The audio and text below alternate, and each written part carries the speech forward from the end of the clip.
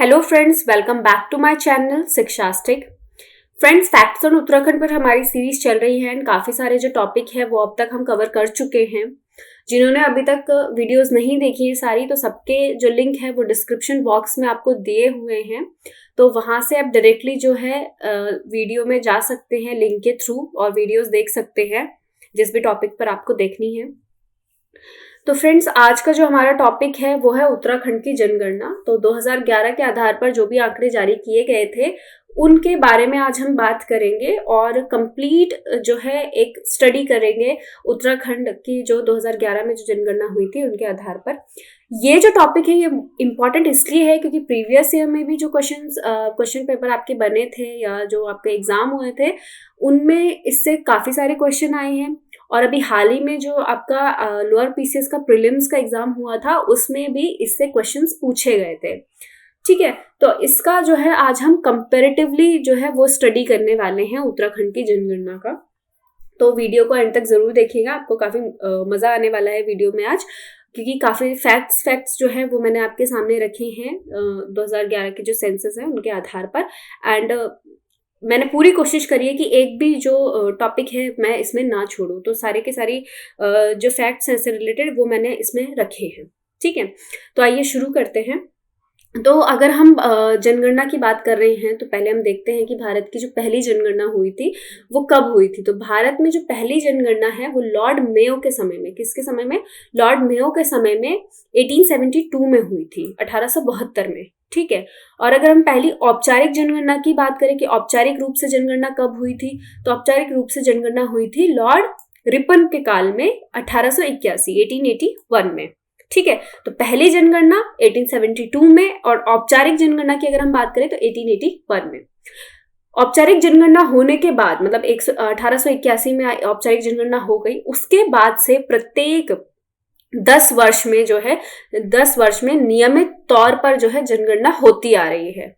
ठीक है, इसके बाद जो अगर हम बात करें कि 2011 की जो जनगणना हुई थी ये देश की कौन से नंबर की जनगणना थी, तो वो थी 15वें नंबर की जनगणना। ठीक है, 15वें नंबर की जनगणना ये हुई थी 2011 वाली।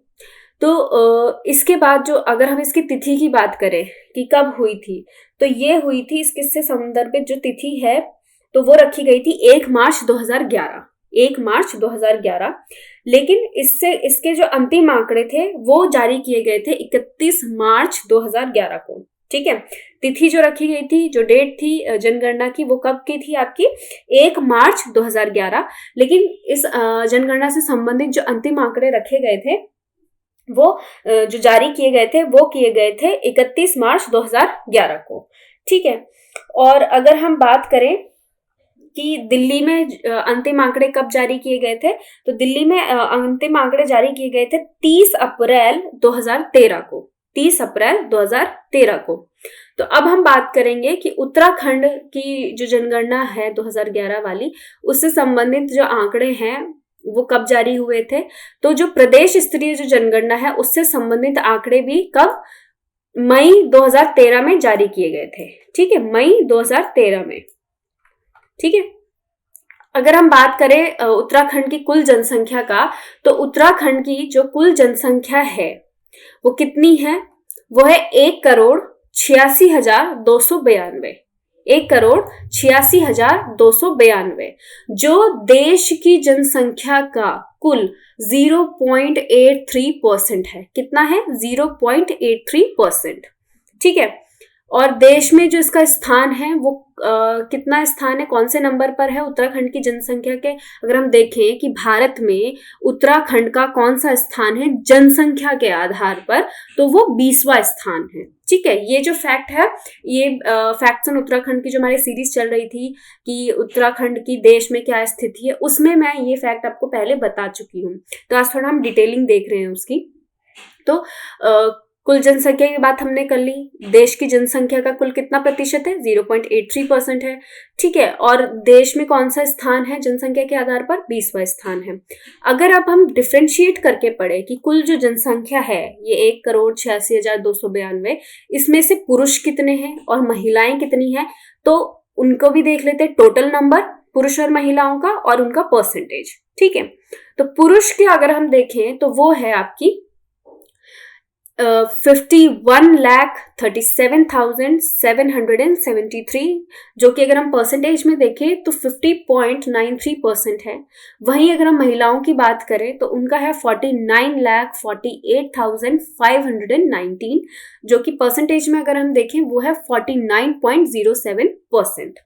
ठीक है, तो ये है कि कुल जनसंख्या कितनी है, उसमें से पुरुष महिलाओं को अगर हम डिवाइड करके देखें टोटल नंबर और टोटल परसेंटेज। ठीक है, तो ये है उत्तराखंड का। ठीक है, आगे देखते हैं हम सर्वाधिक जनसंख्या वाले जिले कौन से हैं। तो सर्वाधिक जनसंख्या वाले जिलों में उन जिलों को रखा गया है जिनकी जो जनसंख्या है वो 10 लाख से अधिक है। और अगर हम परसेंट में बात करें तो 51.9% जो आबादी वाले जो जिले हैं वो कौन कौन से हैं। तो 10 लाख से अधिक जनसंख्या वाले जिले 4 हैं, वो हैं आपके हरिद्वार, देहरादून, उधम सिंह नगर और नैनीताल। तो इनको अगर हम याद करने का तरीका देखें तो आप इनको एक दूसरे के साथ लिंक करके जो है एक एक करके याद कर सकते हैं। तो जैसे हरिद्वार है तो हरिद्वार का हरिदा, तो हरिदा, फिर द से आपका देहरादून शुरू हो गया, देहरादून के लास्ट में न है, न से नगर, नगर में एक ही आपका जिला ऐसा पड़ता है जिसके पीछे क्या है, नगर है, उधम सिंह नगर। फिर न से ही नगर है और न से आपका क्या है, नैनीताल। ठीक है, तो इस तरीके से आप इनको लिंक करके याद रख सकते हैं कि सर्वाधिक जनसंख्या वाले जिले कौन से हैं। तो हरिद्वार का देखते हैं हम, तो हरिद्वार में आपकी 18,90,422 ये जनसंख्या है। देहरादून की अगर हम बात करें तो देहरादून में 16,96,694 है। उधम सिंह नगर की कितनी है जनसंख्या, 16,48,902। वहीं नैनीताल की अगर हम बात करें तो 9,54,605। ठीक है, तो ये आपके 4 जिले हो गए, हरिद्वार, देहरादून, उधम सिंह नगर एंड नैनीताल। अब बात करेंगे आगे कि सबसे कम जो जनसंख्या वाले जो जिले हैं वो कौन कौन से हैं। तो वो 3 हैं, रुद्रप्रयाग, चंपावत और बागेश्वर। ठीक है, तो इनकी अगर हम जनसंख्या देखें तो रुद्रप्रयाग में जनसंख्या कितनी है, 2,42,285। चंपावत में है आपके 2,59,648। बागेश्वर में है 2,59,898। तो रुद्रप्रयाग, चंपावत और बागेश्वर। ठीक है, ये 3 हो गए सबसे कम जनसंख्या वाले जिले। अब आगे देखते हैं हम कि शिशु जनसंख्या कितनी है उत्तराखंड में। तो 0 से लेकर 6 वर्ष तक के जो शिशु हैं उनकी जनसंख्या की हम बात करेंगे तो 13,55,814 लाख जो है वो शिशु जनसंख्या है उत्तराखंड में। तो कितना परसेंट है ये, 13.44%। ठीक है, और अगर हम इसको डिफरेंशिएट करके देखें कि बालक और बालिकाएं कितनी हैं, ठीक है, बॉयज एंड गर्ल्स में इसको अगर देखें हम तो अगर हम बालक की बात करें इसमें तो 7,17,199। वहीं अगर बालिकाएं देखें तो 6,38,615। ठीक है, तो अगर हम इनका रेशो देखेंगे, अगर शिशु लिंग अनुपात पूछा जाए तो कितना है या क्या है, तो परसेंट में अगर हम देखें तो 52.90% जो है वो बॉयज का है। वहीं अगर हम गर्ल्स का देखें तो 47.10% है। ठीक है, तो अगर हम 2001 में देखें कि ये 2011 का है, ये जो आंकड़े यहाँ पर आपको बताए गए हैं ये 2011 के हैं। तो 2001 में अगर हम शिशु जनसंख्या देखें तो वो कितनी थी, 16.2%। ठीक है, 16.2% थी। वहीं इसमें कितनी है, 2011 में 13.44%। ठीक है, तो लिंग अनुपात अगर हम देखें तो 2011 में 890 लिंग अनुपात, मतलब कि 1000 जो पुरुष होते हैं, ये 1000 जो लड़के हैं उन पर कितनी लड़कियां हैं वो आपका लिंग अनुपात में आता है कि स्त्रियों की संख्या कितनी है पर 1000 लड़कों में या पुरुष में। अगर हम देखें तो अगर हम शिशु लिंग अनुपात की बात करें तो 2001 में ये 908 था लिंग अनुपात, यानी कि 1000 लड़के थे, 1000 लड़कों पर 908 लड़कियां थी। 2011 का अगर हम लिंग अनुपात देखें तो वो 890 हो गया, यानी कि 1000 लड़कों पर 890 लड़कियां। ठीक है, जो कि कम हुआ है। ठीक है, 2011 में आता है, यानी कि 2001 में ज्यादा था। तो राष्ट्रीय लिंग अनुपात की अगर हम बात करें कि राष्ट्रीय लिंग अनुपात कितना है, तो राष्ट्रीय लिंग अनुपात कितना है 919, यानी कि 1000 लड़कों पर, भारत देश में 1000 लड़कों पर 919 लड़कियां हैं। ठीक है, तो ये 2011 के ही आंकड़े हैं। तो उत्तराखंड का जो उत्तराखंड का राष्ट्रीय औसत से क्या है, कम है। फिर है सर्वाधिक शिशु लिंग अनुपात कहां पर है, कौन से जिले में है, तो वो है अल्मोड़ा में। कहां पर है, अल्मोड़ा में। कितना है वहां पर 922। और न्यूनतम अगर शिशु लिंग अनुपात हम देखेंगे सबसे कम लिंग अनुपात कहां पर है, तो वो पिथौरागढ़ में है 816। ठीक है, 816। तो सर्वाधिक लिंग अनुपात वाला कौन सा जिला है, अल्मोड़ा, और न्यूनतम वाला कौन सा है, पिथौरागढ़। फिर है दशकीय वृद्धि दर, मतलब हर 10 वर्ष में कितनी वृद्धि हुई है, कितने प्रतिशत हुई है, उसकी बात हम देखेंगे कि 10 वर्ष में कितना हुआ है। तो 2001 से 11 के बीच में अगर हम देखें तो कितनी जनसंख्या वृद्धि हुई है, 18.80%। ठीक है, और देश में इसका 17वां स्थान है दशकीय वृद्धि दर के अनुसार अगर हम देखें। तो राष्ट्र का कितना है, राष्ट्र में कितनी वृद्धि हुई है, दशकीय वृद्धि के अगर हम देखें तो 17.70%। ठीक है, जो उत्तराखंड का देश से अधिक है। अगर हम उत्तराखंड का देखें कि दशकीय वृद्धि कितनी हुई है तो वो अधिक है, जबकि टोटल अगर हम भारत का देखें तो भारत का कम है। ठीक है, तो उत्तराखंड में कितना था 18.80%, और अगर हम टोटल इंडिया का देखें तो कितना है आपका 17.70%। तो 1991 से 2001 की तुलना में अगर हम देखें तो 1.60% कम है भारत का। ठीक है, 1.60% कम हुआ है। आगे देखते हैं सर्वाधिक दशकीय वृद्धि वाला जिला कौन कौन से है। तो पहला है आपका उधम सिंह नगर, दूसरा है देहरादून और तीसरा है हरिद्वार। ठीक है, तो उधम सिंह नगर, देहरादून और हरिद्वार 3 जिले हैं आपके जो सर्वाधिक दशकीय वृद्धि वाले जिले हैं। तो उधम सिंह नगर में कितनी वृद्धि हुई है, दशकीय वृद्धि अगर हम देखें 33.45%। देहरादून में अगर हम देखें तो 32.33%। वहीं हरिद्वार में अगर हम देखें तो 30.63%। तो सबसे कम दशकीय वृद्धि वाले जो जिले हैं, अगर हम उसे ऋणात्मक तौर पर यानी कि माइनस में देखें कि माइनस में सबसे कम कौन सा है, तो वो है आपके पौड़ी, अल्मोड़ा और बागेश्वर। ये 141 आ गया है माइनस का, बट ये 141 नहीं है, ये 14.1% है। ठीक है, तो पौड़ी में है -14.1%, अल्मोड़ा का है -1.28%, वहीं अगर हम बागेश्वर का देखें तो 4.18%। ठीक है, तो ये सबसे कम जहां पर दशकीय वृद्धि हुई है 10 साल में, मतलब सबसे कम वृद्धि हुई है जनसंख्या की, वो जिले कौन कौन से, तो कौन कौन से हो गए, पौड़ी, अल्मोड़ा और बागेश्वर। फिर आगे है कि सबसे ज्यादा गिरावट कौन से जिलों में हुई है। ठीक है, सबसे ज्यादा अगर गिरावट देखें हम तो वो टिहरी में हुई है। कैसे कि टिहरी में जब 2001 में कितनी थी 16.24%, और 2011 में आते आते -2.35% जो है वहां की जनसंख्या में सबसे ज्यादा गिरावट हुई है। सबसे कम गिरावट अगर हम देखें तो कहां पर हुई है, उधम सिंह नगर में। ठीक है, सबसे ज्यादा गिरावट टिहरी, सबसे कम उधम सिंह नगर। तो उधम सिंह नगर में कितना था 2001 में देखें तो 33.6%, वहीं 2011 में देखें तो 33.45%। ठीक है,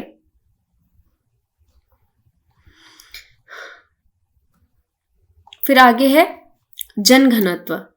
ठीक है, तो जनघनत्व बेसिकली होता क्या है?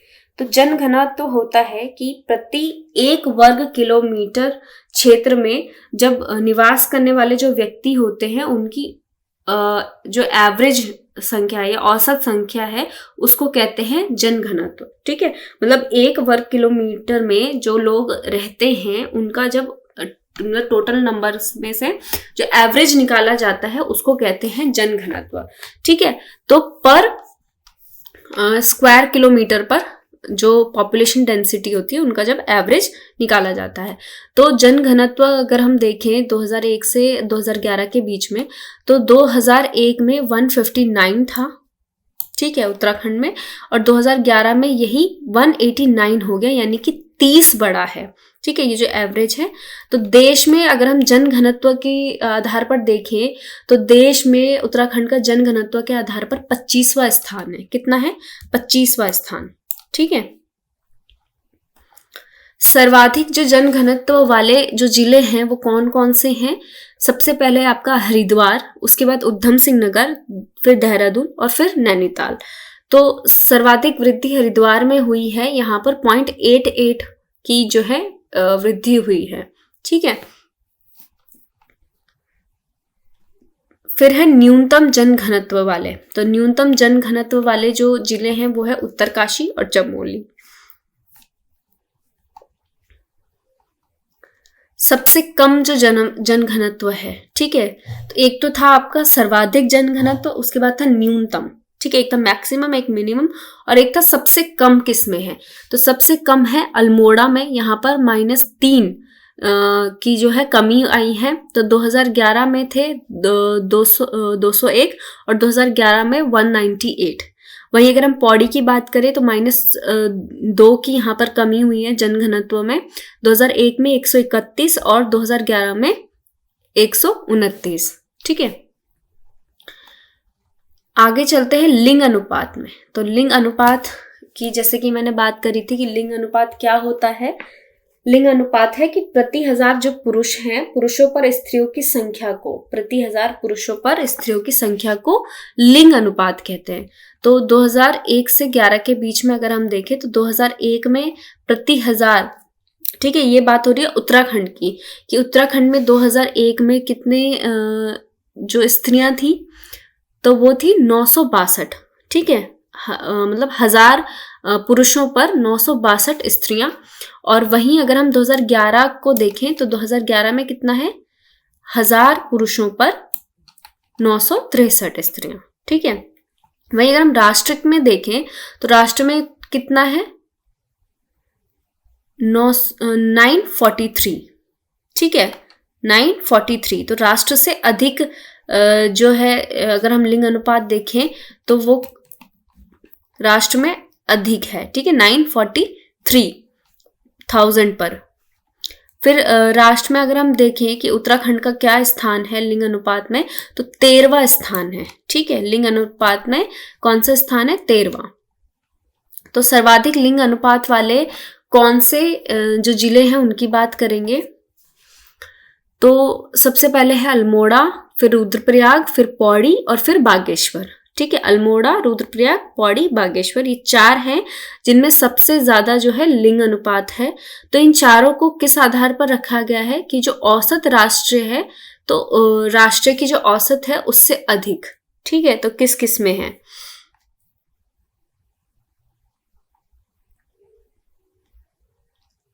फिर है न्यूनतम लिंग अनुपात की सबसे कम जो न्यूनतम लिंग अनुपात कहाँ पर है? तो वो है आपके हरिद्वार, देहरादून और उधम सिंह नगर। ठीक है, हरिद्वार, देहरादून और उधम सिंह नगर।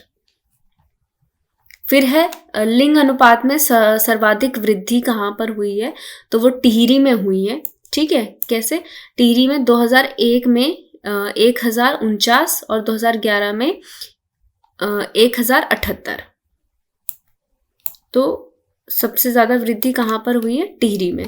फिर लिंग अनुपात में सबसे कम वृद्धि अगर हम देखें तो चंपावत में हुई है 2011 में 1021, वहीं 2001 में 1021 और 2011 में 980। ठीक है, तो सबसे सर्वाधिक वृद्धि टिहरी में और सबसे कम जो है किसमें है? चंपावत में। वहीं अगर हम ग्रामीण लिंग अनुपात देखें तो कितना है 1000, और शहरी लिंग अनुपात देखें तो 884। ठीक है,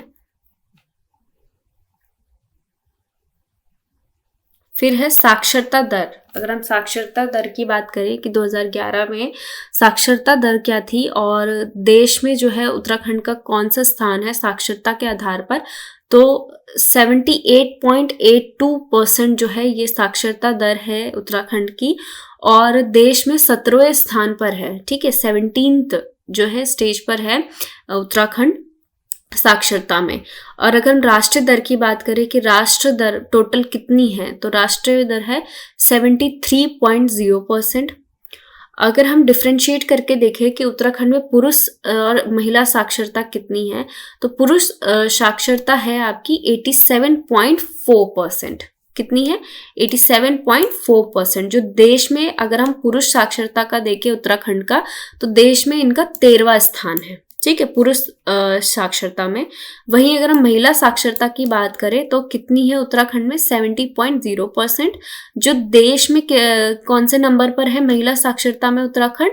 20वें नंबर पर है। ठीक है, तो पुरुष 13वें नंबर पर, वहीं महिलाएं 20वें नंबर पर हैं। फिर है सर्वाधिक पुरुष साक्षरता वाले जिले और सर्वाधिक महिला साक्षरता वाले जिले कौन कौन से हैं। अगर हम पुरुष साक्षरता वाले जिलों की बात करें तो वो है, सबसे ज्यादा जिनमें पुरुष साक्षर हैं तो वो हैं रुद्रप्रयाग, चमोली, चंपावत और पिथौरागढ़। वहीं अगर हम सर्वाधिक महिला साक्षरता जिले की बात करें तो वो है देहरादून, नैनीताल, पौड़ी और चमोली।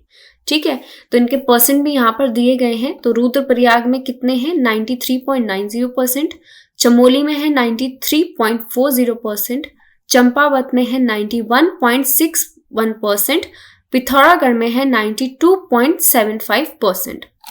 वहीं अगर हम देहरादून को देखें तो 78.54%, नैनीताल में 77.29%, पौड़ी में 72.60% एंड चमोली में 72.32%। तो ये हमने अलग अलग तरीके से भी देख लिए। आगे अगर हम कुछ अलग जो फैक्ट्स देखें तो अलग फैक्ट्स हैं कुछ, कि सबसे कम पुरुष साक्षरता जो है वो कहाँ पर है? हरिद्वार में। कितनी है? 84.04%। न्यूनतम अगर हम महिला साक्षरता की बात करें तो कौन से जिले में है? उत्तरकाशी में है। सबसे कम महिला जो साक्षर हैं उत्तरकाशी जिले में है, 62.35%। वहीं अगर हम सर्वाधिक साक्षरता वाले जिले की बात करें कि सबसे ज्यादा साक्षरता कहाँ पर है, देहरादून में है 84.25%। वहीं राज्य में सबसे कम साक्षरता वाला अगर हम जिला देखें तो वो है उधम सिंह नगर 73.10%। फिर अगर हम ग्रामीण क्षेत्र की बात करें तो राज्य की 70,36,954 जनसंख्या ग्रामीण क्षेत्रों में निवास करती है और 30,49,338 जनसंख्या जो है वो शहरी क्षेत्रों में निवास करती है। ठीक है, जो देश की कहाँ पर है? अगर हम शहरी क्षेत्र की बात करें उत्तराखंड के तो वहां उसका देश में कौन सा स्थान है? 20वां स्थान है जनसंख्या के आधार पर। ठीक है, वहीं अगर 2001 से 11 के दौरान नगरीकरण में देखें तो 4.56% की जो है वो वृद्धि हुई है। ठीक है, और राष्ट्र में टोटल जो नगरीकृत है वो कितना परसेंट है? 31.2%। ठीक है, सबसे कम नगरीकरण वाले जिले कौन से हैं? तो पहला है बागेश्वर, दूसरा है रुद्रप्रयाग, तीसरा है उत्तरकाशी। ठीक है, पहला है बागेश्वर, दूसरा रुद्रप्रयाग, तीसरा है उत्तरकाशी। तो बागेश्वर में कितना परसेंट नगरीकरण है? 3.49%। वहीं रुद्रप्रयाग में कितना है? 4.10%। उत्तरकाशी में है 7.3%। अब हम देखते हैं कि 2011 के अनुसार 1 लाख से अधिक जनसंख्या वाले नगर कौन कौन से हैं। ठीक है, तो 2011 के अनुसार 1 लाख से अधिक जनसंख्या वाले जो नगर हैं उनकी कुल संख्या है 6। ठीक है, तो पहला है देहरादून, दूसरा है हरिद्वार, तीसरा है हल्द्वानी। हल्द्वानी में कौन सा जो नगर है वो है काठगोदाम। ठीक है, फिर है रुद्रप्रयाग, काशीपुर और फिर रुड़की। तो ये जो 6 जो नगर हैं, यहाँ पर 1 लाख से अधिक जनसंख्या जो है वो निवास करती है। फिर है धार्मिक, अगर हम जनगणना की बात करें तो धार्मिक जनगणना में देखेंगे हम कि कितना % जो है कौन से जो धर्म के लोग हैं वो निवास करते हैं उत्तराखंड में। तो सबसे पहले है हिंदू, तो सर्वाधिक निवास करने वाले जो लोग हैं वो है हिंदू 84.96%। उसके बाद है मुस्लिम यानी कि 11.92%। उसके बाद है सिख है 2.50%। उसके बाद आते हैं बौद्ध 0.14%। फिर है जैन 0.11%। फिर ईसाई आ जाते हैं 0.32%। उसके बाद जो अन्य जो धर्म के लोग हैं वो आ जाते हैं 0.05%।